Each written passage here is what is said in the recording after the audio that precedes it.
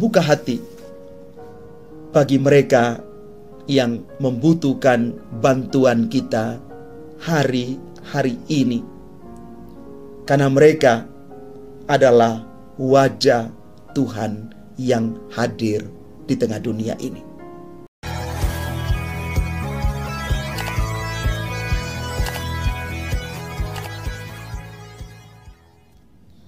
Salam Bapak Ibu, Saudara dan Saudari, sahabat-sahabat garam dunia yang terkasih.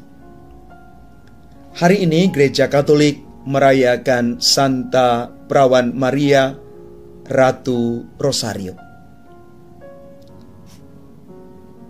Bapa Suci Santo Yohanes Paulus II pernah mengatakan refleksi ini sebagai ungkapan perayaan Santa Perawan Maria Ratu Rosario. Beliau mengatakan, Rosario itu adalah obat untuk semua kejahatan kita, akar dari semua berkat kita, dan tidak ada sarana doa lain yang lebih bermutu dari Rosario Suci. Apa yang dikatakan oleh Yohanes Paulus II ini bukan tanpa alasan. Karena di dalam seluruh karya kegembalaannya sebagai paus, Santo Yohanes Paulus II sungguh mengalami dan merasakan peran Bunda Maria. Rosario Kudus terus menjadi doa favoritnya, devosinya. Dia mempersembahkan seluruh karya kegembalaan kepausannya kepada Bunda Maria. Bahkan dia selamat dari penembakan terhadap dirinya karena Rosario Suci ini. Bacaan-bacaan kudus hari ini yang kita renungkan, yang berpuncak di dalam bacaan Injil, kita ditawarkan untuk merenungkan betapa dalam kasih Allah itu. Kasih yang sesungguhnya, yang menyata di dalam setiap perbuatan baik. Kalau Allah sudah mengasihi kita, maka saatnya kita juga siap mengasihi orang lain. Bahkan mungkin itu musuh kita sekalipun. Di dalam bacaan Injil, Yesus menampilkan kepada kita orang Samaria yang baik hati. Tapi mari coba kita melihat siapa orang Yahudi, Lewi, dan Samaria itu. Yesus mengajarkan kepada kita supaya kita hidup menurut sabdanya.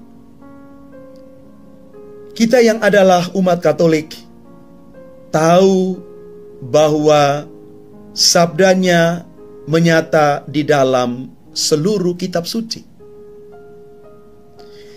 Di dalam kitab suci kita diajak untuk mengenal orang-orang berikut ini, yakni orang Yahudi, orang Lewi, dan orang Samaria.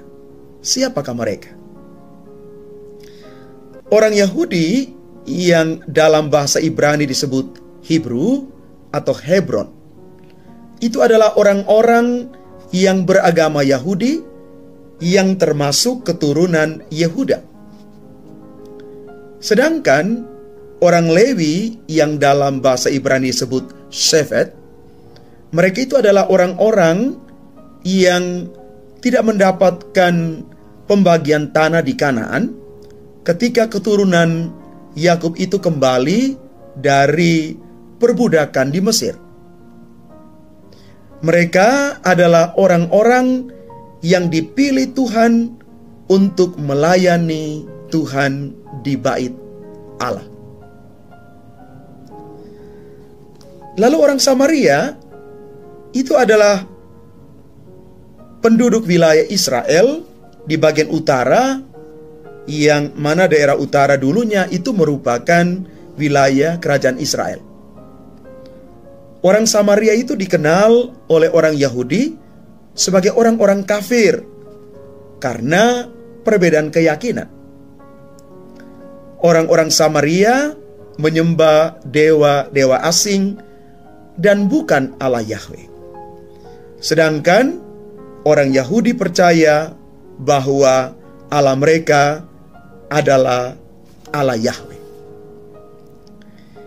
Inilah gambaran tentang 3 kelompok orang-orang yang digambarkan di dalam Injil hari ini.